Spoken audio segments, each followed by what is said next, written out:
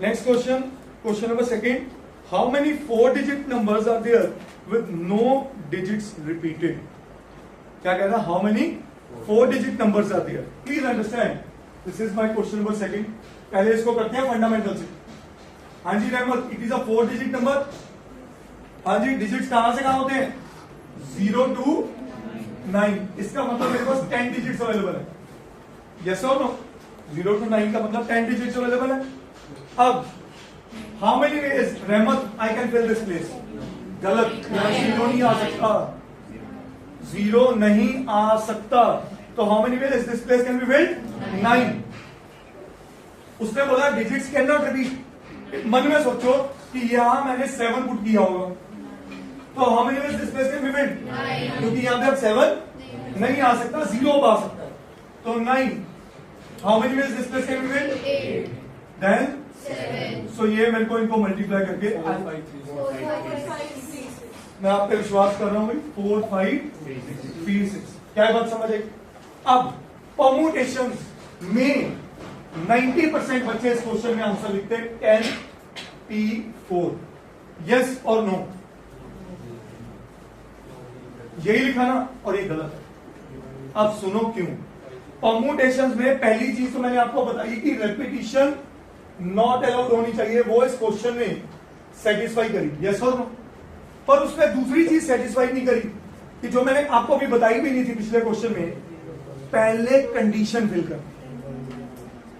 Condition जब fill हो गई, उसके बाद जो कुछ बचा, उसके बाद जो कुछ बचा उसमें परमुटेशन है. अब ये बच्चों का आंसर गलत क्यों हुआ उसका लॉजिक बताता हूं. आप लोगों ने लगाया 10p4, इसका मतलब 10 फैक्टोरियल ओवर 6 फैक्टोरियल, और इसका आंसर बना 10 इंटू 9 इंटू 8 इंटू 7. ये भाई यहां था 9 इंटू 8 इंटू 7 इंटू 9. तो ये 10 का गलत क्यों हुआ? क्योंकि मेरी पहली पोजीशन पे 0 नहीं आ सकता था, और वो इस क्वेश्चन में कंडीशन थी. कहानी पकड़ में आई या नहीं आई? बोलो. कहानी पकड़ में. मैं जब इसीलिए दोनों कॉन्सेप्ट इकट्ठे करा रहा हूं. नहीं, उस वे से कराऊंगा, पर कैसे वो सीखो. सबसे पहले मुझे पता है it is a 4-digit number. Yes और no everybody? Keshav, how many ways I can fill this place? Condition तो सिर्फ यहां है ना, कोई इवन ऑड का चक्कर नहीं है इस क्वेश्चन में. कंडीशन सिर्फ ये है कि मेरा फर्स्ट प्लेस पे 0 नहीं आ सकता. मेरे फर्स्ट प्लेस पे 0, तो how many ways I can fill this place? 9. अब यहां पे कोई कंडीशन दी उसने? कोई बोला ऑड नंबर, इवन नंबर, कुछ ऐसी चीजें की? नहीं की.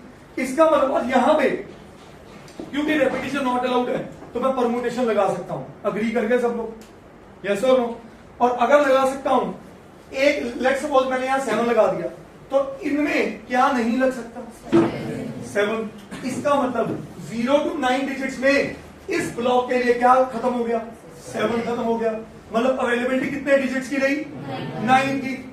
और इन 9 में मुझे यहां प्लेस कितने करने हैं? 3 करने हैं. तो वो क्या गया? 9p3. तो मेरा एक्चुअल आंसर बना 9 into 9p3. Is that clear? अब इसको सॉल्व.